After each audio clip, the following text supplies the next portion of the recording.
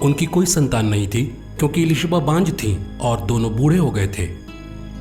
जकरिया नियुक्ति के क्रम से अपने दल के साथ याजक का कार्य कर रहे थे।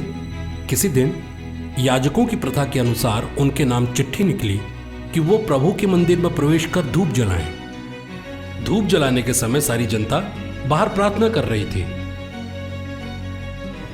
उस समय प्रभु के दूत उन्हें धूप की वेदी के दाईं ओर दिखाई दिए।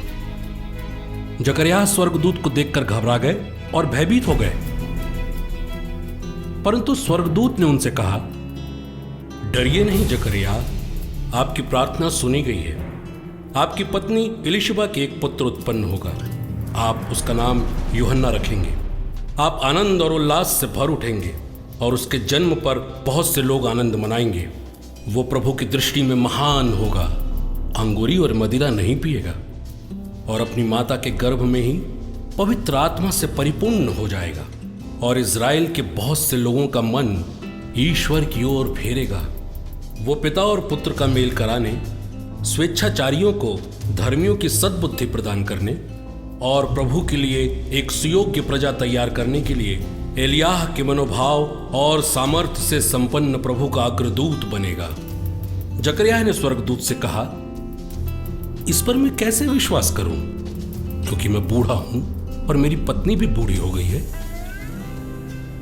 स्वर्गदूत ने उन्हें उत्तर दिया, मैं जिब्राइल हूं, मैं ईश्वर के सामने उपस्थित रहता हूं। मैं आपसे बात करने और आपको यह शुभ समाचार सुनाने भेजा गया हूं। देखिए, जिस दिन तक ये बातें पूरी नहीं होंगी उस दिन तक आप गूंगे हो जाएंगे और बोल नहीं सकेंगे, क्योंकि आपने मेरी बातों पर जो अपने समय पर पूरी होंगी विश्वास नहीं किया।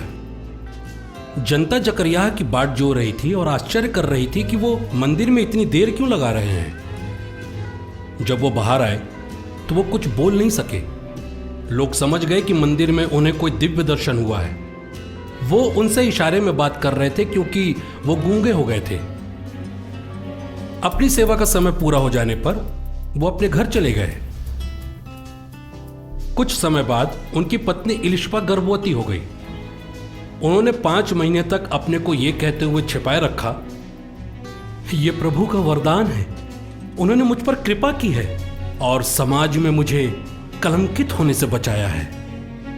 6ठे महीने स्वर्गदूत जिब्राइल ईश्वर की ओर से गलील के नासरत नामक नगर में एक कुंवारी के पास भेजे गए, जिनकी मंगनी दाऊद के घराने के यूसुफ नामक पुरुष से हुई थी और उस कुंवारी का नाम था मरियम। स्वर्गदूत ने उनके पास आकर कहा, प्रणाम प्रभु की कृपा पात्री, प्रभु आपके साथ हैं। इन शब्दों से वो बहुत घबरा गईं और इस सोच में पड़ गईं कि इस प्रणाम का अभिप्राय क्या है। तब स्वर्गदूत ने उनसे कहा, मरियम, डरिए नहीं, आप पर ईश्वर की कृपा हुई है। देखिए, आप गर्भवती होंगी, पुत्र को जन्म देंगी और उसका नाम यीशु रखेंगी।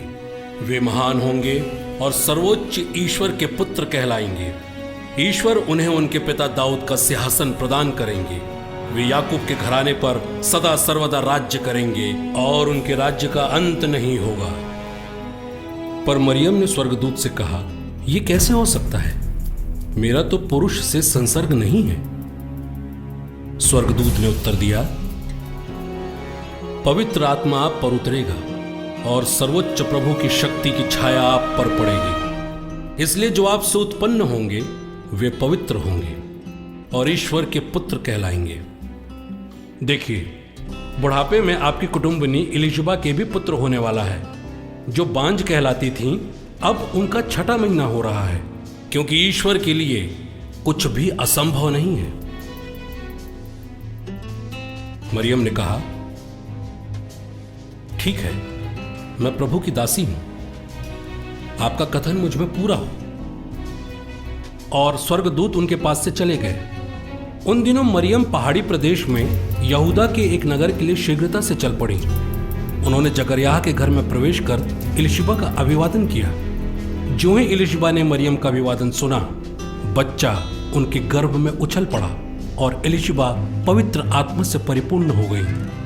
वो ऊंचे स्वर में बोल उठी, आप नारियों में धन्य हैं और धन्य है आपके गर्भ का फल।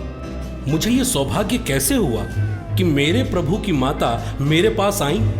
क्योंकि देखिए, ज्यों ही आपका प्रणाम मेरे कानों में पड़ा, बच्चा मेरे गर्भ में आनंद के मारे उछल पड़ा। और धन्य हैं आप जिन्होंने ये विश्वास किया कि प्रभु ने आपसे कहा वो पूरा हो जाएगा। तब मरियम बोल उठी, मेरी आत्मा प्रभु का गुणगान करती है, मेरा मन अपने मुक्तिदाता ईश्वर में आनंद मनाता है, क्योंकि उन्होंने अपनी दीन दासी पर कृपा दृष्टि की है। अब से सब पीढ़ियां मुझे धन्य कहेंगी, क्योंकि सर्वशक्तिमान ने मेरे लिए महान कार्य किए हैं। पवित्र उनका नाम। उनकी कृपा उनके श्रद्धालु भक्तों पर पीढ़ी दर पीढ़ी बनी रहती है। उन्होंने अपना बाहुबल प्रदर्शित किया है, उन्होंने घमंडियों को तितर बितर किया है और शक्तिशालियों को उनके आसनों से गिरा दिया है और दीनों को महान बना दिया है। उन्होंने दरिद्रों को संपन्न किया और धनियों को खाली हाथ लौटा दिया है। इब्राहिम और उनके वंश के प्रति अपने चिरस्थायी दया को स्मरण कर उन्होंने हमारे पूर्वजों के प्रति अपनी प्रतिज्ञा के अनुसार अपने दास इज़राइल की सुध ली है। लगभग 3 महीने एलिशबा के साथ रहकर मरियम अपने घर लौट गई। एलिशबा के प्रसव का समय पूरा हो गया और उन्होंने एक पुत्र को जन्म दिया। उनके पड़ोसियों और संबंधियों ने सुना कि प्रभु ने उन पर इतनी बड़ी दया की है और उन्होंने उनके साथ आनंद मनाया। 8वें दिन वह बच्चे का खतना करने आए। वे उसका नाम उसके पिता के नाम पर जकरयाह रखना चाहते थे, परंतु उसकी मां ने कहा, जी नहीं, इसका नाम यूहन्ना रखा जाएगा।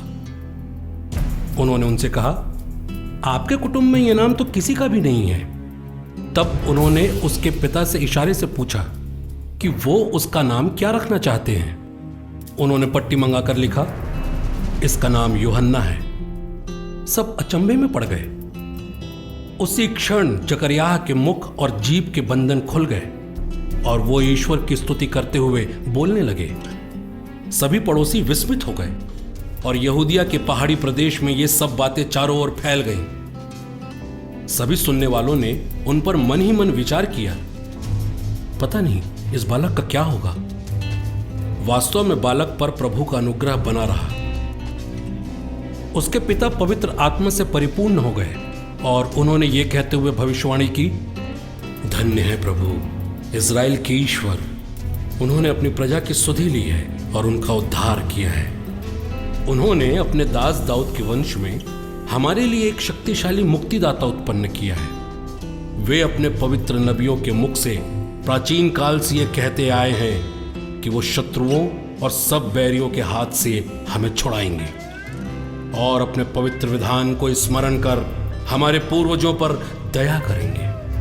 उन्होंने शपथ खाकर हमारे पिता इब्राहिम से कहा था कि वो हमको शत्रुओं के हाथ से मुक्त करेंगे, जिससे हम निर्भयता, पवित्रता और धार्मिकता से जीवन भर उनके सम्मुख उनकी सेवा कर सकें। बालक, तू सर्वोच्च ईश्वर का नबी कहलाएगा, क्योंकि प्रभु का मार्ग तैयार करने और उनकी प्रजा को उस मुक्ति का ज्ञान कराने के लिए जो पापों की क्षमा द्वारा उसे मिलने वाली है, तो प्रभु का अग्रदूत बनेगा। हमारे ईश्वर की प्रेमपूर्ण दया से हमें स्वर्ग से प्रकाश प्राप्त हुआ है, जिससे वो अंधकार और मृत्यु की छाया में बैठने वालों को ज्योति प्रदान करे और हमारे चरणों को शांति पथ पर अग्रसर करे।